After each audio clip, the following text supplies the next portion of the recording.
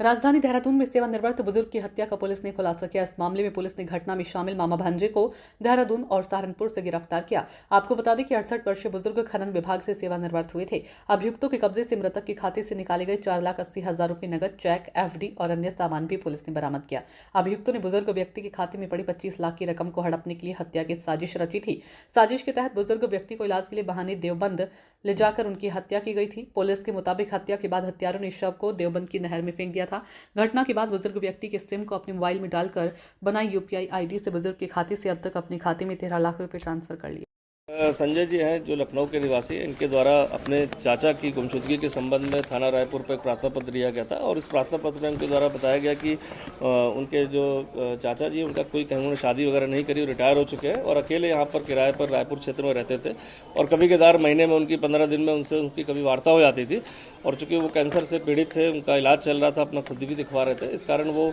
धार्मिक क्रियाकलापों में कभी प्रयागराज कभी अन्य जगह चले आते थे। इस आधार पर उन्हें एक शिकायत बताई और इसके बाद उनको पर गुमशुदगी जब दर्ज की गई थी तो उनकी जब कॉल डिटेल वगैरह चेक की गई और अन्य चीज़ों की जानकारी की गई तो पता चला कि उनके टच में एक वहाँ जहाँ पर किराए पर रहते थे उनसे फेमिलियर होकर एक व्यक्ति जो ई रिक्शा का काम करता था, जो उनको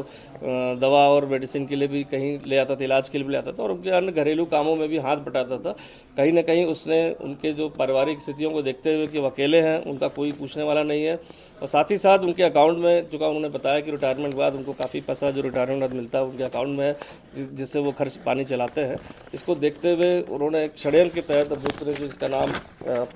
मोहित कुमार है, इसने षड्यंत्र के तहत उनको इलाज के बहाने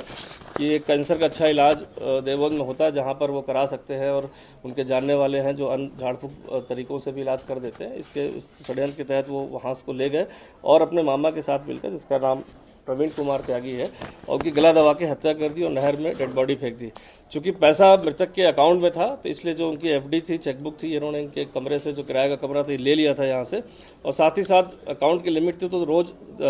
उसके अकाउंट से जो है पासवर्ड वगैरह लेने के उपरांत इसकी हत्या जब कर दी थी तो डेली अपने अकाउंट में या अन्य अकाउंट में ट्रांसफर कर रहे थे, जिसके कारण जो उनके द्वारा 13 लाख रुपए करीब विभिन्न समय पर निकाला गया और जिसमें 4,80,000 रुपए इनके पास से बरामद भी हो गया, सिम कार्ड भी बरामद हुआ, 5 लाख की एफडी थी जो वो तोड़ाने के फिराक में भी थे कि बैंक में लगा कर इसको तोड़ा लिया जाए। वो सभी साक्ष्य जो है दोनों अभियुक्तों से बरामद हो गए और इसमें जो डेड बॉडी अभियुक्तों द्वारा फेंकी गई थी वहां पर जानकारी करने में पता चला कि देवबंद थाने में वहां पर अज्ञात में, चूंकि डेड बॉडी का जब अज्ञात में पोस्टमार्टम हुआ तो उसमें गला दबाकर हत्या करने की बात की पुष्टि हुई थी, जिसके आधार पर वहां